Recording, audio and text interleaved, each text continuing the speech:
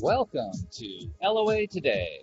Walt Thiessen and life coach Cindy Chavez here. Today is Wednesday, February the 6th, 2019. It's 4 p.m. in New York, 1 p.m. in Los Angeles, 9 p.m. in London, and Sydney, Australia. Good morning. It's 8 o'clock in the morning there. But wherever you are in the world, thank you for joining us for another episode of LOA Today, your daily dose of happy. And I have to say, Cindy, I'm feeling pretty happy. Things are going well. Had some really interesting synchronicities come up this past week. Ooh. Um, I'll tell you about one that happened on Tuesday. Steve Rowell, who is a coach from the UK, has become my new co-host for Tuesday afternoon.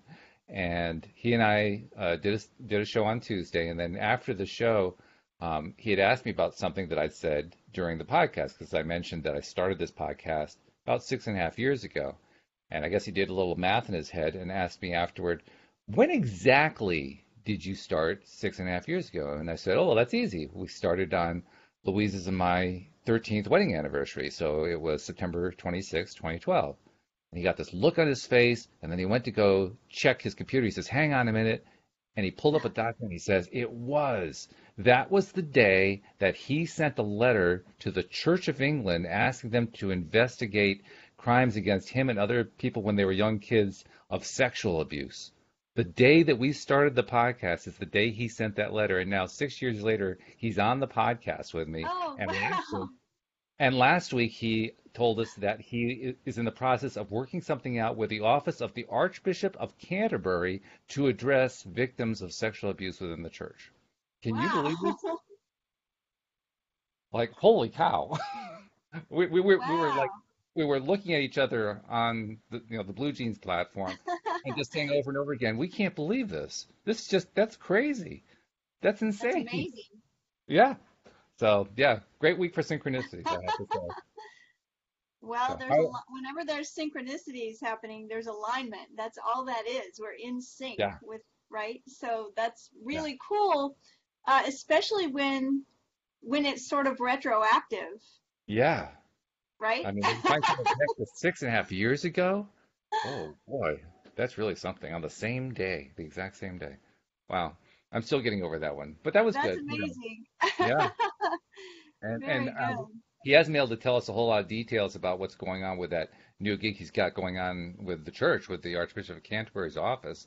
But I mean, just being that high up there, whatever comes out of it, that's going to be really good because I mean, certainly that kind of scandal's been a bad thing that has affected multiple layers of the Christian church. But to have it addressed and have people get help and have that happen on a massive scale, that's such a good thing. That It no matter is a how you good look at it, thing. that's a good thing. And we're seeing that happen, We right? are. We're seeing so many um, things that were hidden, that were secret, that were covered up, all of a sudden coming out into the light. And it's not That's right. always comfortable when that happens, but No. that's the process of healing, right? Is things coming out into the light. So good to see, good to see that happen. And actually, as I'm telling the story, Steve has logged in to the comment section. Hey, Steve, how you doing? So once again, the synchronicities keep on coming. Yeah, very good. So how have you been? Have you had a good week? I have had a good week.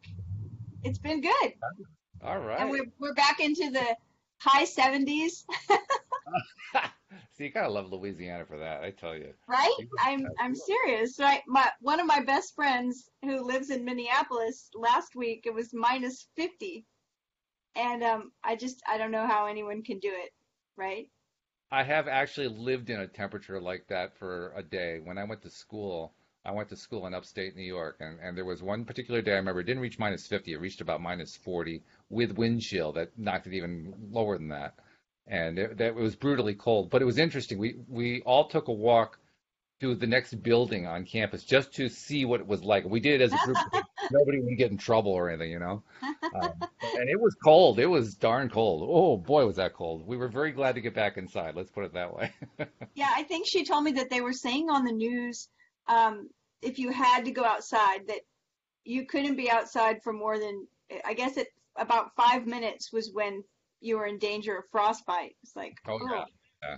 So Whew. you definitely you layer up in order to weather that kind of a thing. I mean, I Yeah. probably had like every shirt on and every sweater on and a jacket and coat, and I mean it was just all layered up there. So you're like this big snowball, you know. Well, so yeah, we're not dealing with that kind of weather here, and it's been a Not really really. nice week, and everything seems to be just going well. So thank you for asking. Yes, This is the beautiful time of year too, isn't it, in Louisiana? it is. Um, what comes to mind right away is the Japanese magnolia trees, which Mm. are have green leaves on them at the other time of year, but this time of year they have no leaves at all. But they have little furry buds that you don't really notice until right around Valentine's Day. They open Oh. up into big pink flowers all over the tree. So Ooh. there's no greenery, no leaves, just big pink flowers all over these bare branches. And they're really, really lovely. And it's almost like clockwork that they bloom on Valentine's Day, right mid-February. They'll be blooming all over town. It's really, really nice. Very great. Yeah. Well, yeah, sounds like things are going good. So very, very excellent. I like it. So we are getting to continue talking about Neville, and I have to say I'm a little bit in Neville withdrawal because we're used to doing it 3 times a week, and then you had to I switch your schedule around, and so now we're doing it 1 time a week. So it's like, oh my God, I got to get my dose in. Right? Oh, well, I think that moving through this particular Neville book, Your Faith is Your Fortune, it's a really good one for this because it's a strong dose, That's right, it's a strong dose. strong stuff here. It Uh, is. Well, I'm glad we got the good stuff. That's good. it's the good stuff. And I marked where we were in the middle of chapter 6, I believe. Right. But I wanted to back up just to one little just a few sentences where we left off because I thought it was really powerful. So I've got it marked. Now I need to figure out where I started again. Let's see. Okay. This sentence that says consciousness is the eternal light which crystallizes only through the medium of your conception of yourself. I thought that was a really powerful sentence Hmm. because it he goes on to say change your conception of yourself and you will automatically change the world in which you live. And I love what we covered this last time, but I just wanted to start here. He says do not try to change people. They're only messengers telling you who you are. Revalue yourself and they will confirm the change. So again, like we know this is true that when we change, everything else changes. Hmm. Especially in, relationship. We're as a relationship coach, so many times I get people that as soon as they find out what I do and I say I'm a relationship coach, they go, "Oh, you need to talk to you need to talk to my husband or you need to Oh talk yeah, to my fix sister." them. Yeah. It's always someone else, right? So, Right. and Right. it's like what we have to realize is that when we change, everything else changes. It doesn't always mean that, that all we have to do is change and our relationship will be better. Sometimes our relationship ends, but it's a change, right? Because we change and we're not in resonance with that anymore. So I like that he says, do not try to change people. They're Yes. only messengers telling you who you are. Revalue yourself, and they will confirm the change. Now That's you hard will to remember, realize. by the way. That's hard to remember that they're only messengers because that's not the way we experience it. We experience it like, there's this person over here who's broken. I got to fix this person over here. But Mm, he's saying, no, don't go there at all. Just no, recognize that this person's bringing you a message. And like, and whoa, wait a minute. yeah, it's right akin to that concept that the whole world is a mirror for us. As Hmm. everything's just shining back at us, something that we are putting out there. Um, he says, now you will realize why Jesus sanctified himself instead of others. Why to the pure all things are pure. Why in Christ Jesus, the awakened consciousness, there's no condemnation. So again, Neville decoder ring time when Right. Neville talks about Christ, when he talks about Jesus, when he talks about God, he's referring to your imagination, or what he calls the awakened consciousness. So that's really important to remember so that we can understand what he's telling us. He says, awake from the sleep of condemnation and prove the principle of life. Stop not only your judgment of others, but your condemnation of yourself. Whenever I read that, I think about the idea that our level of consciousness is directly related to our lack of judging. Mm-hmm. So the judgier we are, the lower our consciousness level is. And I especially like that last part where he says, "Stop not only your judgment of others, but your condemnation of yourself." Right, I've, right. I've really become aware in the last year, especially, just how often we do that. Just how often I do that to myself, and I'm really very, very diligent now in paying attention. Am I saying or doing something or focusing on something where I'm being hard on myself? Because boy, oh boy, I do it a lot. I mean, maybe I shouldn't speak for others. I do it a lot to myself, and I'm trying to do it a lot less. I remember a phrase or a saying when I was in coaching school. One of my mentors said, if we treated other people the way we treat ourselves, we'd all be in jail. This is true. Right? I mean, we all do have a tendency towards condemning ourselves, and that's why Neville's saying this. And the interesting thing is, we often can recognize when someone is caught up in the blame game and just blaming everyone else, right? It's like, oh, they're such a victim, they're not going to ever take responsibility. Everything's someone else's fault. But there's another thing that we fall into, and that is blaming ourselves for everything. That's And right. it's just as bad. Like, we need to, when you get out of the blame game, you no longer blame everyone else, but you don't blame yourself either. You just step up and take responsibility, which is Hmm. different. It's a higher vibration than blame. So Yeah. it's good that he addressed not only judging others, but also condemning I agree. ourselves. I think it's probably the strongest part of the paragraph, actually, but I agree with you. Yeah. Yeah. So he says here, and this is where I think we left off. This is where I put my marker. Hear the revelation of the enlightened. I know and am persuaded by the Lord Jesus Christ that there is nothing unclean of itself, but to him that seeth anything to be unclean, to him it is unclean. Happy is the man who condemneth himself not in that which he alloweth. And it reminds me of Abraham saying the worst thing that you can do for yourself is to do something that you think is bad for you, right? Hmm. Like Abraham says, like about food. If you think a certain thing is really unhealthy, then you shouldn't eat it. True. Right? It reminds me of that because, you know, is What was in it, Dee Dee, who shared the story about how Neville and his mentor Abdullah were having a mhm, conversation, right. and his That mentor said, Abdullah "Don't would don't do eat what ice I'm cream, doing. You're eat not ice advancing cream, enough. Don't and do this." what was he said? He would eat ice cream and drink a And glass of drink rye. wine. Yeah. Oof. So ice cream and whiskey, and Neville said, "Oh, that just seems like it'd be so terrible." And he said, "Well, then for you it would be. You shouldn't do it, right? Don't do it. Don't do it." Uh, I okay, think I'm in Neville's camp on that one, actually. The idea of those two together turns my stomach. No, thank you. so Neville says, "Stop asking yourself whether or not you are worthy or unworthy to claim yourself to be that which you desire to be. You will be condemned by the world only as long as you condemn yourself."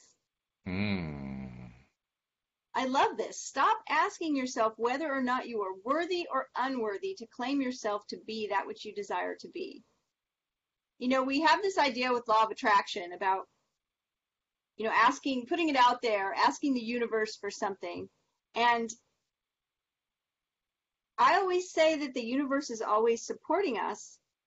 But what I mean by that is whatever story we're telling, that's what gets supported. Oh, yeah. And so many of us have the story that the universe is up there with some kind of validation rubber stamp, looking at our request and deciding whether we're worthy or not. And that's just not the case. It's like, it's not the case. We can I'm stop asking ourselves that. thinking of there's this guy at this large desk, and he's got the two rubber stamps: approved, approved, rejected, approved. Neville says you do not need to work out anything. The works are finished. The principle by which all things are made, and without which there is not anything made that is made, is eternal. You are this principle. Your awareness of being is this everlasting law. You've never expressed anything that you were not aware of being, and you never will. Assume the consciousness of that which you desire to express. Claim it until it becomes a natural manifestation. Feel it and live within that feeling until you make it your nature. Here's a simple formula. Yay!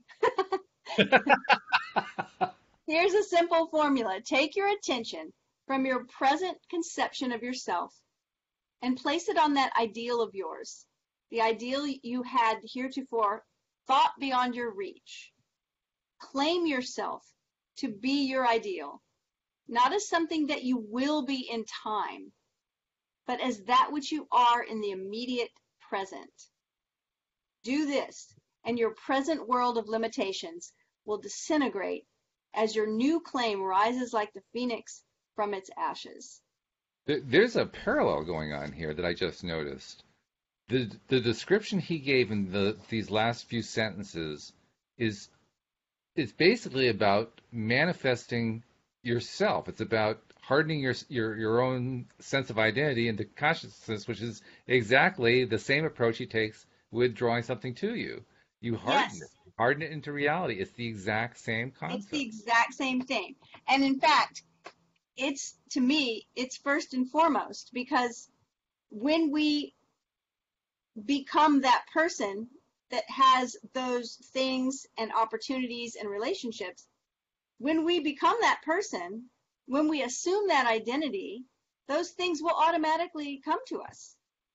They will harden into fact. They have to, because it's who we are. Oh, interesting question from Jeffrey.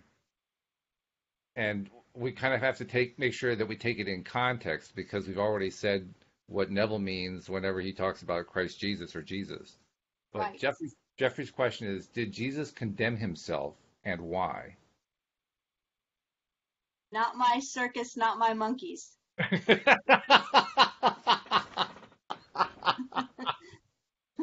Oh, that's great. What an answer. I like that.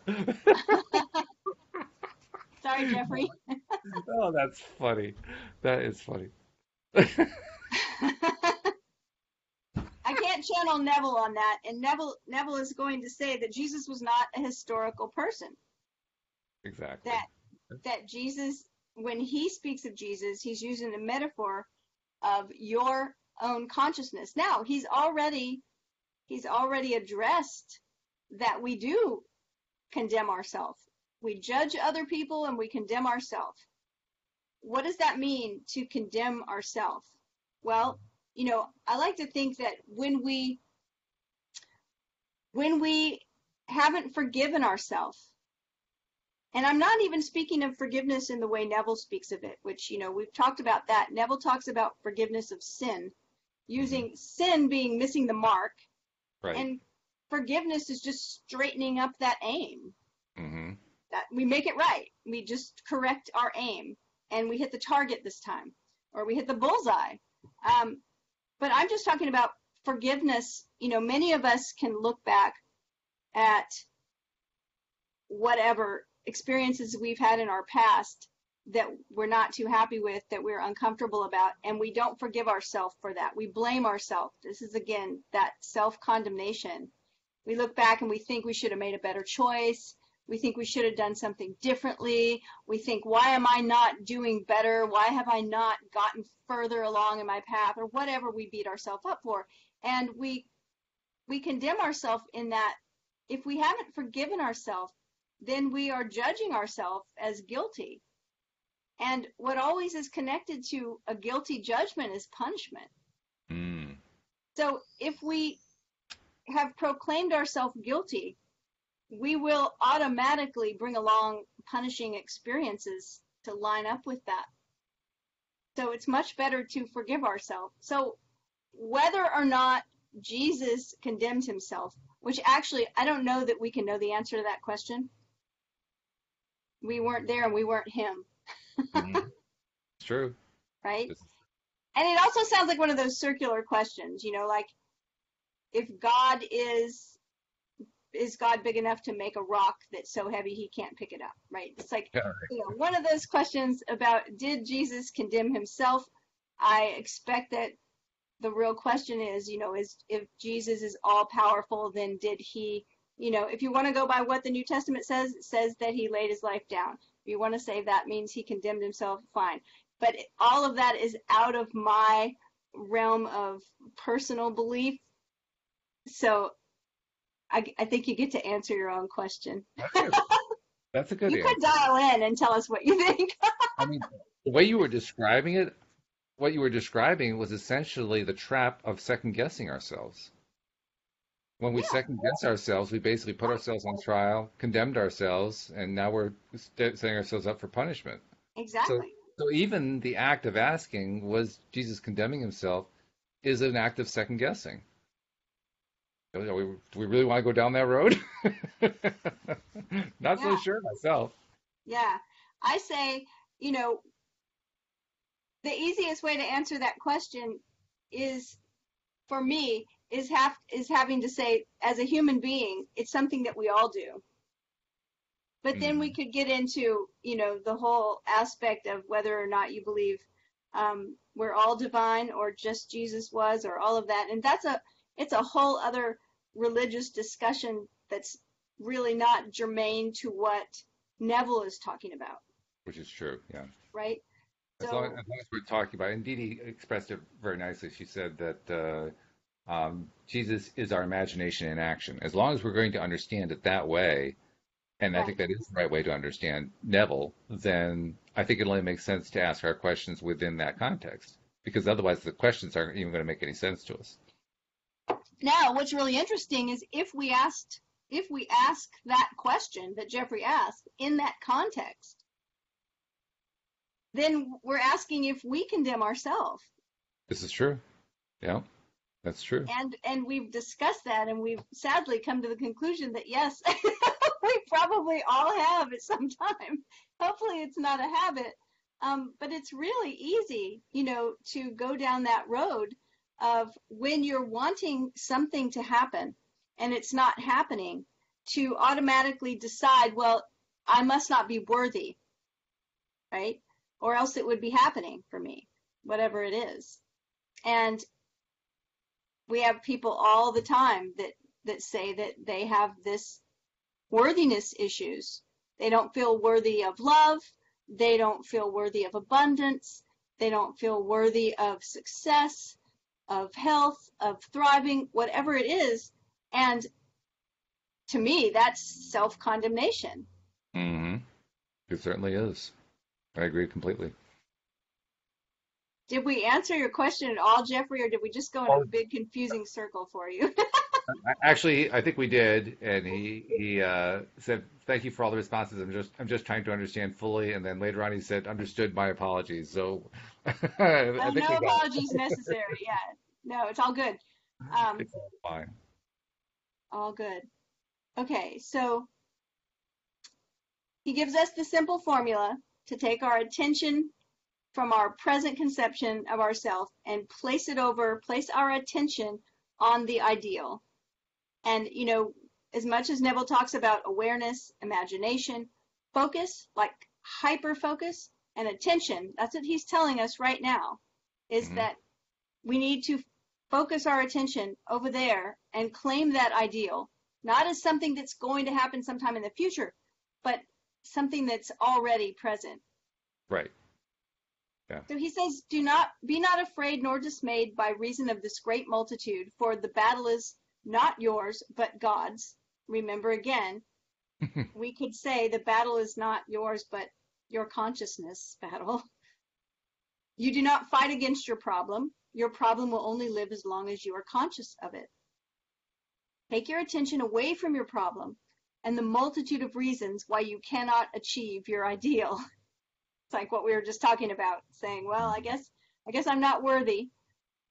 Concentrate your attention entirely upon the thing desired. Interesting Leave, too, because we just did this whole thing here about this topic, and the topic was basically about all the ways we beat ourselves up, and yeah, we actually explored one particular way that we were doing that, or that we have a tendency to do that. And now he's saying, which is the right thing to say, take your attention away from the problem and the multitude of reasons why you cannot achieve your ideal. Concentrate your attention entirely upon the thing desired.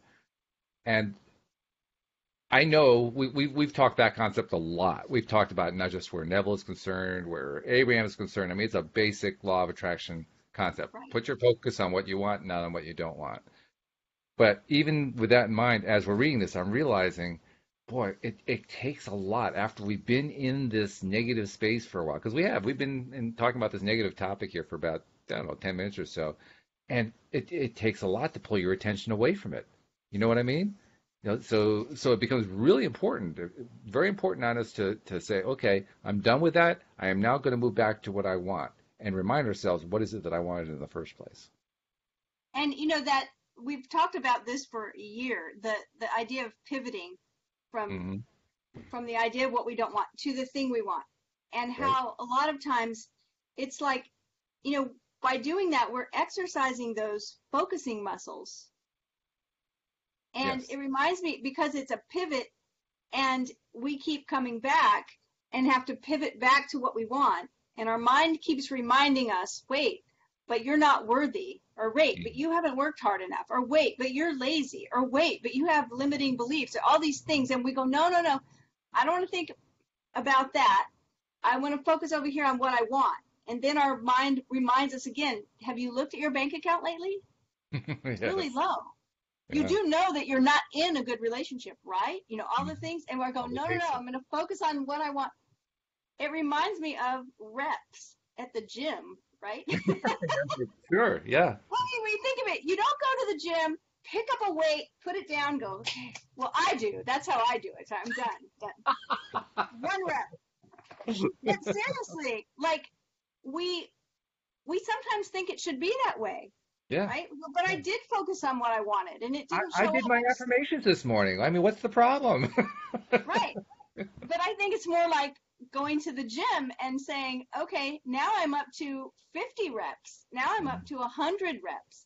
Now I can, because every rep, every pivot builds that muscle to where pretty soon we can, when Neville says, concentrate your attention entirely upon the thing desired. It sounds so easy. Oh, okay, I'll do that. But laser focus, putting all of your attention upon the thing desired, sometimes your whole mind isn't into it. True. Well, trying to get all of my mind on board so I can really focus takes practice. It does. It does. That, I think, is where it's most important to remember what we were talking about earlier, not condemning ourselves, being kind to ourselves. Yes. Because we are human, and we don't maintain perfect concentration all the time. So, when we slip up, so what? When we slipped a little bit, so we'll climb back into alignment again. No big deal.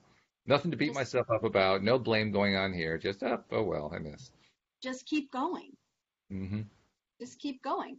I like what he says. He says, in the face of seemingly mountainous obstacles, yes, claim your freedom. The consciousness of freedom is the father of freedom. It has a way of expressing itself which no man knows. You shall not need to fight in this battle. Set yourself, stand still, see the salvation of the Lord with you. I am the Lord. And remember, he says in this next sentence, I am, your consciousness is the Lord. The consciousness that the thing is done, that the work is finished, is the Lord of any situation. Listen carefully to the promise. Ye shall not need to fight in this battle. Set yourself, stand still, see the salvation of the Lord with you. With you. That particular consciousness with which you are identified is the Lord of the agreement. He will without assistance establish the thing agreed upon the earth. When he says he's talking about your consciousness. Your consciousness can establish this thing. It doesn't even need assistance. It just needs to be recognized. And as you were reading a few sentences ago, I was strongly reminded of a key concept that we've actually discussed before. And it's one that I still have a little bit of a problem with, but I understand what he's saying. And that's the idea that all creation is already done. It's finished, right? Finished. It's all finished. It's all been done. And when you think about that concept and read those few sentences there, I am the Lord. I am your consciousness is the Lord. The consciousness is that the thing is done, that the work is finished, is the Lord of any situation. So the awareness that all creation is done is the key point. That's what he's pointing at here. He's saying that's it. That's the thing you have to understand. It's all done. It's all there. So that's why you don't need to fight. You just need to stand there still and see that it's all there. It's already done. Look at it that way. Yeah, it's a done deal. Yeah, it's a done deal. It's a done deal.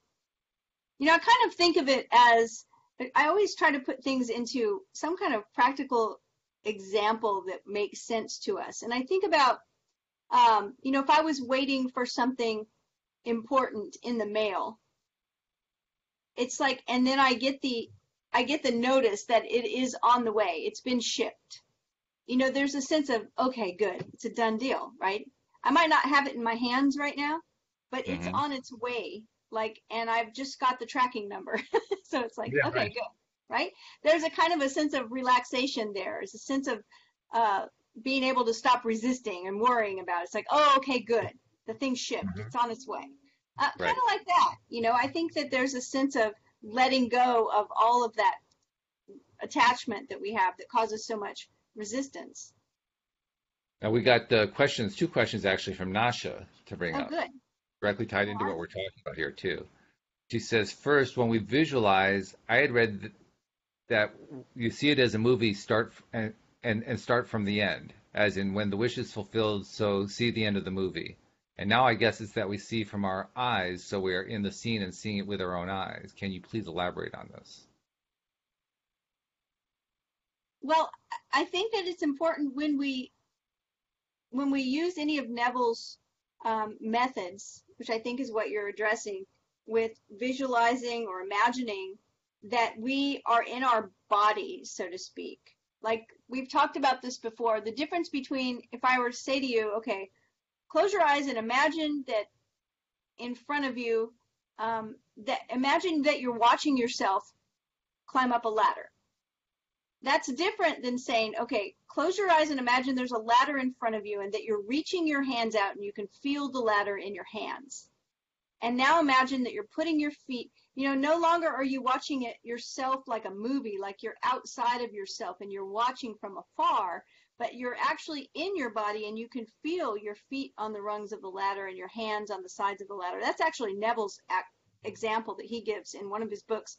And right. I think it's important that we remember that we should stay in our body, so to speak, when we use visualization, and that we feel what we would feel, and not just emotion, but actual feelings with the five senses.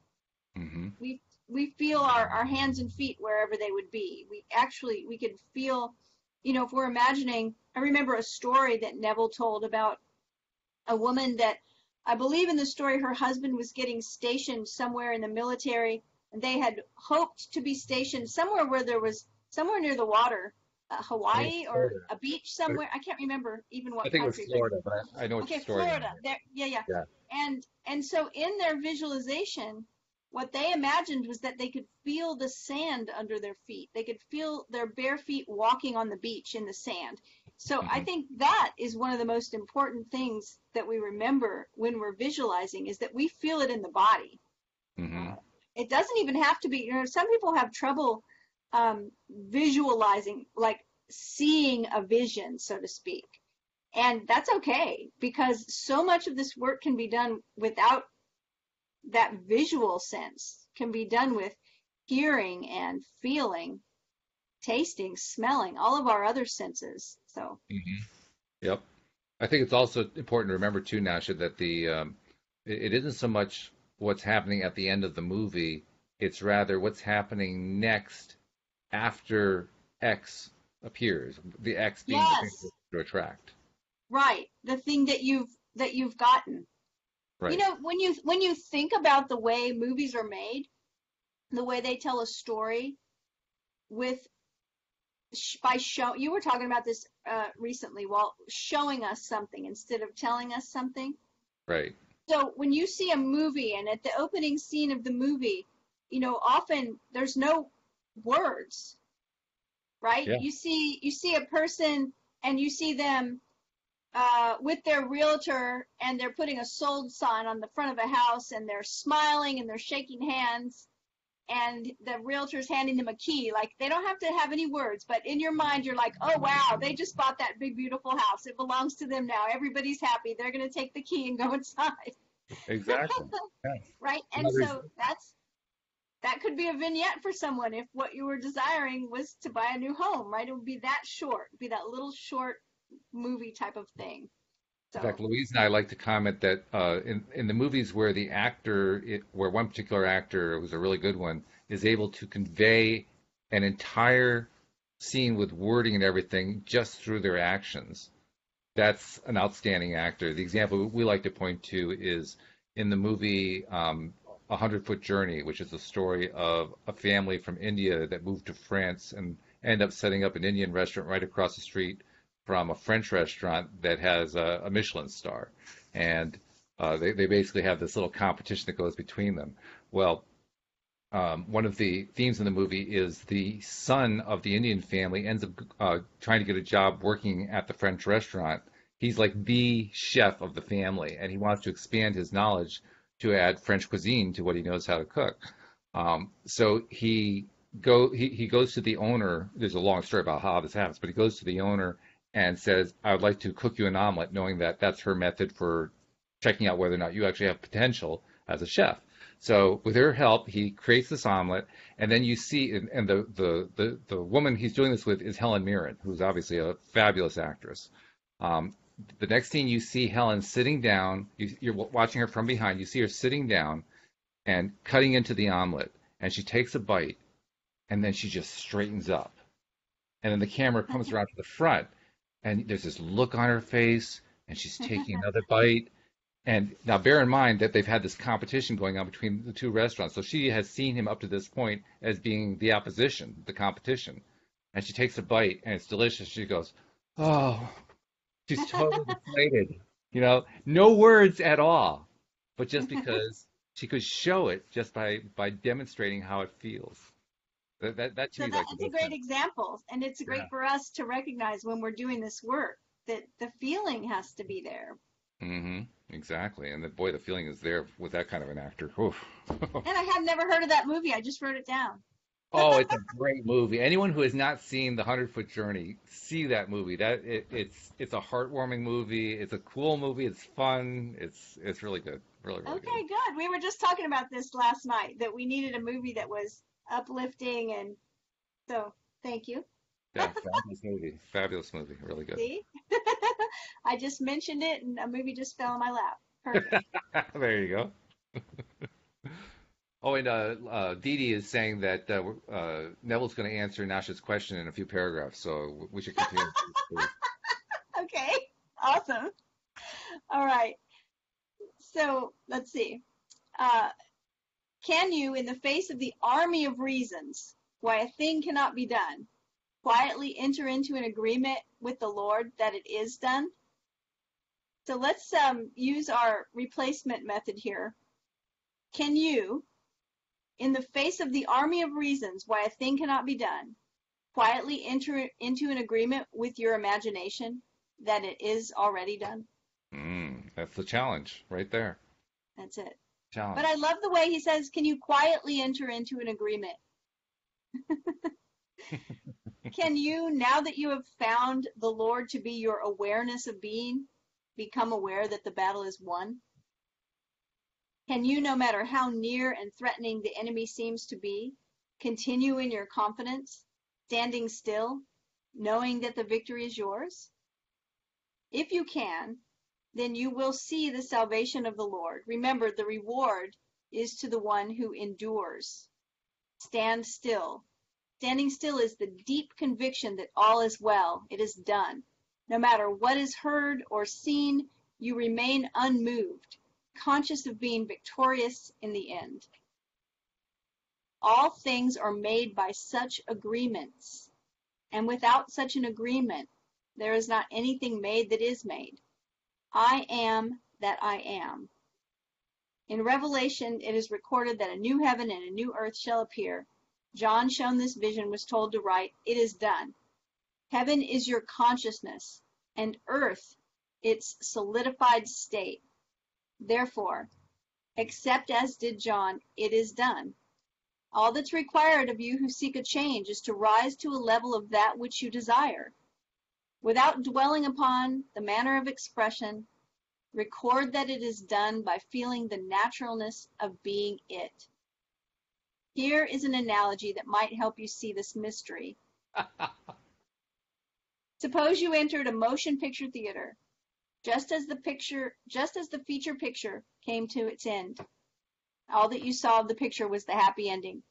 Because you wanted to see the entire story, you waited for it to unfold again. With the anticlimactic sequence, the hero is displayed as accused, surrounded by false evidence, and all that goes to wring tears from the audience. But you, secure in the knowledge of the ending, remain calm with the understanding that regardless of the seeming direction of the picture, the end has already been defined. In like manner, go to the end of that which you seek, witness the happy end of it by consciously feeling you express and possess that which you desire to express and possess. And you, through faith, already understanding the end, will have confidence born of this knowledge. This knowledge will sustain you through necessary interval of time it takes for the picture to unfold. Ask no help of man. Feel, "It is done," by consciously claiming yourself to be, now, that which as man you hope to be. That's so cool. They brought in a motion picture analogy right after a motion picture analogy. That's so cool. I love that. And I love that idea because it's so true, right? If you're watching a movie that you've already seen and you know it has a happy ending, Hmm. and someone's with you and they're watching it and they're worried, oh no, say it's going to be okay. Right? And I recall from a very young age developing that mindset where movies were concerned. In fact, when I first saw my first movie that didn't have a happy ending, I was like stunned, like, wait a minute, what happened to the movie? I don't understand. But I was already in a mindset that said it's all going to work out at the end. I don't have to worry about it. Right. And that's actually a very pleasant mindset to have. It's a very calming one because you don't get upset about stuff. I mean, it can be entertaining to watch some of it, but you don't get upset about it. And an important distinction because if we're not upset about it, we're not blaming, we're not pointing fingers at the wrong stuff, we're not getting upset, we're not focusing on what we don't want. We're just saying, oh, well, okay, that's part of the story. Now, how's it resolve again? Oh, yeah, let's find out. So I think that we can probably cover the next chapter. Are you game? Is it that short? Yeah, it's fairly short. Let's see. Well, we'll have to move along, but let's see if we can do it. I think we can do it. Okay. And the reason why I say that is because right up front, the title of the chapter, "Thy Will Be Done," and he's going Hmm. to start quoting a lot of scriptures. So Okay. as we read through these, keep in mind again that when he talks about Jesus, when he talks about God, when he talks about Father, all of those things he is saying are really just a metaphor for our consciousness, for our imagination. So let's see how it plays out. Okay. He quotes, "Not my will, but thine be done. Not my will, but thine be done." This resignation is not one of blind realization that I can of myself do nothing. The Father within me, he does the work. I can of my own self do nothing. As I hear, I judge, and my judgment is just, because I seek not my own will, but the will of the Father which has sent me. And then he quotes, "Believest thou not that I am in the Father, and the Father in me? The words that I speak unto you, I speak not of myself, but the Father that dwelleth in me, he does the work. Now remember, again, consciousness and imagination. When man wills, he attempts to make something which does not now exist appear in time and space. Too often, we're not aware of that which we are really doing. We unconsciously state that we do not possess the capacities to express. We predicate our desire upon the hope of acquiring the necessary capacities in future time. I am not, but I will be. Yeah, right. Man does not realize that consciousness is the Father which does the work, so he attempts to express that which he's not conscious of being. Such struggles are doomed to failure. Only the present expresses itself. Unless I'm conscious of being that which I seek, I will not find it. God, your awareness, is the substance and fullness of all. God's will is the recognition of that which is, not of that which will be.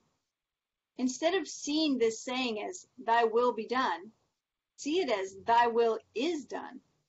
The works are finished. The principle by which all things are made visible is eternal. Eyes have not seen, nor ears heard, neither hath it entered into the hearts of man, the things which God hath prepared for those who love the law. When a sculptor looks at a formless piece of marble, he sees buried within its formless mass his finished piece of art. The sculptor, instead of making his masterpiece, merely reveals it by removing that part of the marble which hides his conception. The same applies to you. In your formless awareness lies buried all that you will ever conceive yourself to be. The recognition of this truth will transform you from an unskilled laborer who tries to make it so to a great artist who recognizes it to be so. Your claim that you are now that which you want to be will remove the veil of human darkness and reveal your claim perfectly. I am that. God's will was expressed in the words of the widow, it is well. Man's will would have been, it will be well. To state, I shall be well, is to say, I am ill. God, the eternal now, is not mocked by words or vain repetition. God continually personifies that which is. Thus, the resignation of Jesus, who made himself equal with God, was turning from the recognition of lack, which the future indicates with, I shall be, to the recognition of supply by claiming, I am that. It is done. Thank you, Father. Now you will see the wisdom in the words of the prophet when he states, let the weak say, I am strong. Man, in his blindness, will not heed the prophet's advice. He continues to claim himself to be weak, poor, wretched, and all the other undesirable expressions from which he is trying to free himself by ignorantly claiming that he will be free from these characteristics in the expectancy of the future. Such thoughts thwart the one law that can ever free him. There is only one door through which that which you seek can enter your world. I am the door. And remember, we talked about this last time, that door is our consciousness. Right. That's how everything comes to us, through the door of our consciousness. Yes. When you say, I am, you are declaring yourself to be first person, present tense. There's no future. To know that I am is to be conscious of being. Consciousness is the only door. Unless you are conscious of being that which you seek in vain. If you judge after appearances, you will continue to be enslaved by the evidence of your senses. To break this hypnotic spell of the senses, you are told, go within and shut the door.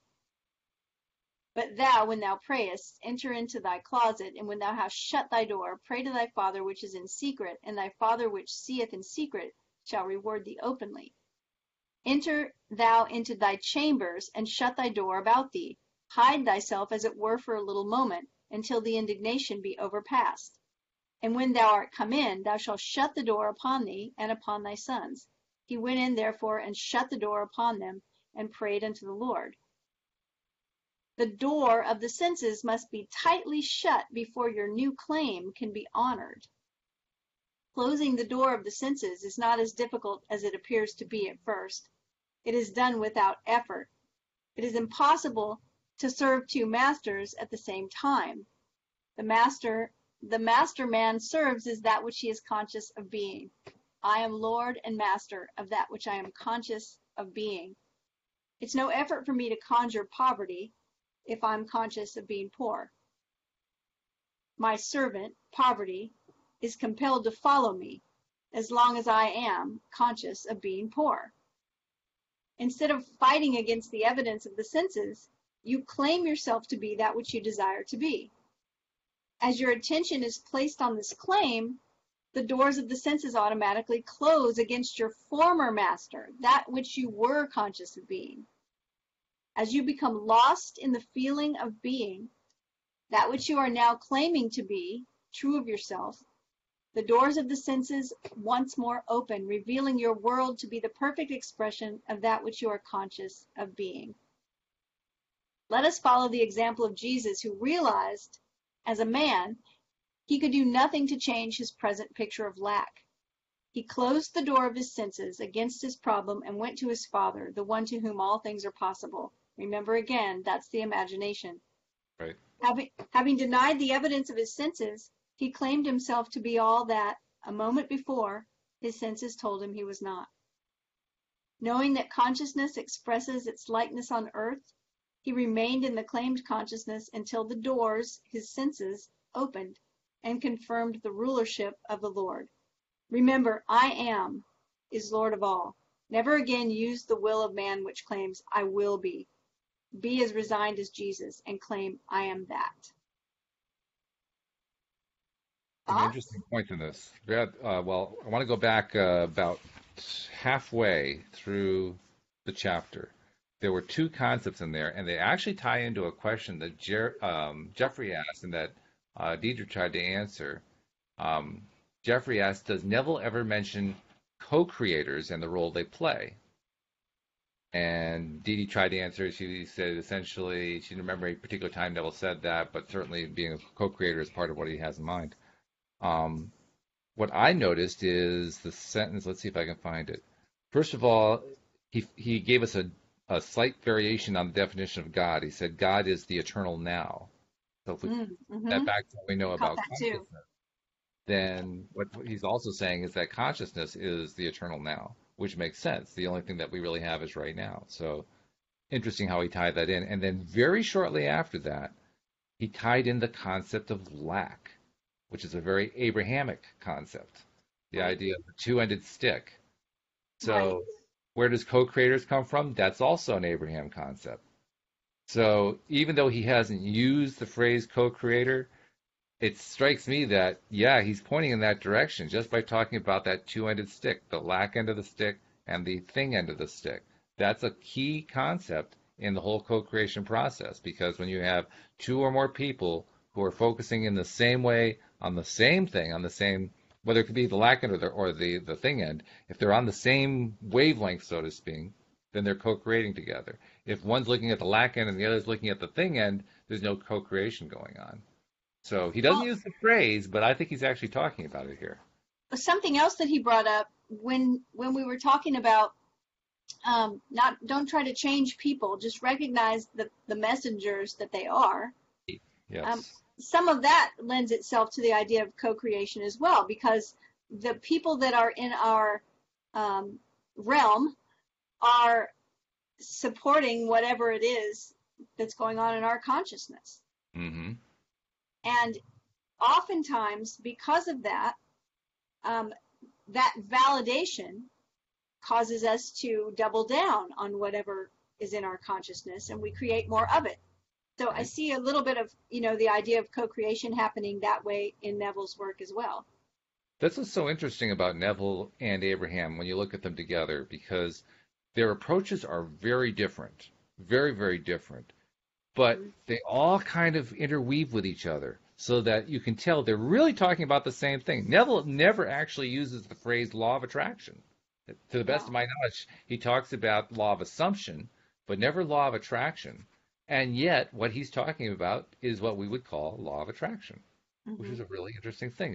It weaves together so closely. Yeah, so Fascinating. many things they talk about kind of dovetail with each other. They really do. It is really interesting. Yeah. Yeah, So, I think the thing that really stands out for me is in this chapter is just what you said, that he likens God to being now. mm, And somewhere in here, um, see if I can find it. He says he talks about now um, being all that we have, hmm right? And I'm trying to find he that. talks about, yeah, I'm having trouble finding it, but mentioning that, you know, it has to happen now. Our consciousness happens now, not Exactly. later. Yes. And that, you know, it happens as you become lost in the feeling of being that which you are now claiming to be true of yourself. The doors of the senses once more open. So everywhere he's talking about, it's what you're claiming now, God, the eternal now. He says it more than once. So In fact, that's another important find it. thing is that our our past, whatever's happened up until this moment, I mean, it's it's just a memory. And Hmm whatever's happening in the future, we don't know. I mean, it hasn't happened yet. So of course, I'll the only way we can create is now in the Right. present moment. And that's another reason why I think it's so important that we practice tapping into those five senses when we're doing these um, vignettes, because the five senses generally in a waking state, they will bring us into the present moment faster than anything. If I ask you, you know, Walt, what do you hear in your surroundings right now, and what does the temperature in the room feel like? You know, you will immediately come into the present moment because you have to answer those questions. So I think it's interesting that if we're not in a waking state, but we're in a meditative state, an imaginative state, in that larger dimensional space that Neville talks about, when we're there and we are assuming the feeling of the wish fulfilled, and I don't mean emotion, I mean the feelings, the temperature in the room, my feet are on the floor. You know, when we're doing that in that larger dimensional space, we're bringing that thing into the present because That's that's how we tap into the present moment. it. To me, that's Exactly. really exciting. I don't know. I'm excited. It is exciting, and it's a great reminder that I mean, I think the way Dee Dee phrased it was good. She says, the past is gone and the future has not come. All that there is in the moment is now. I mean, it's almost Yeah. directly out of Eckhart Tolle, the way she wrote that. But the fact is that because we only have now, when we remind ourselves to stay in the now, that's when we are at our most potent. That's when we have Yes. our greatest power. And that's essentially what Neville's driving at here, that's when all the good stuff happens. That's it. Yeah. So good stuff about that good stuff. I like that good stuff. Me Hey, too. I want to remind people in the last minute or so that we've got, if you're not yet a subscriber, become a subscriber. Instructions are on the homepage. If you can't find it in the description of where you're seeing this podcast, just go to loatoday.net. And also be sure that you're sharing with other people that you're listening, because that's how we spread the word and help more and more people get their daily dose of happy. And thank you to also to the people who are in the live stream audience. But if you're just a regular podcast listener, which is like 98% of our audience, we want to encourage you to be a part of this too. So, there was, oh, and I forgot, there was actually a question. I'm gonna actually extend the podcast. I completely forgot about this. Somebody wrote in a question for us, Cindy, and I want to make sure that I include it. So we're going to go over a minute or two here, and it's going to take me a moment to get my email open because that's where I have it. But I promised this person I was going to bring this up with you. So let's see, where is that? I forgot to have that ready. Uh, Okay, and of course I had about 50 emails this week, so it's going to take me a minute to find it. Where is it? I know it was from, I think it was last Thursday or Friday. Where is it?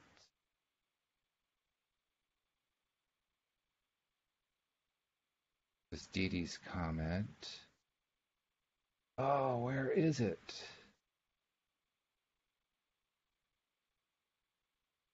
Was this by chance a question about law of attraction and Buddhism?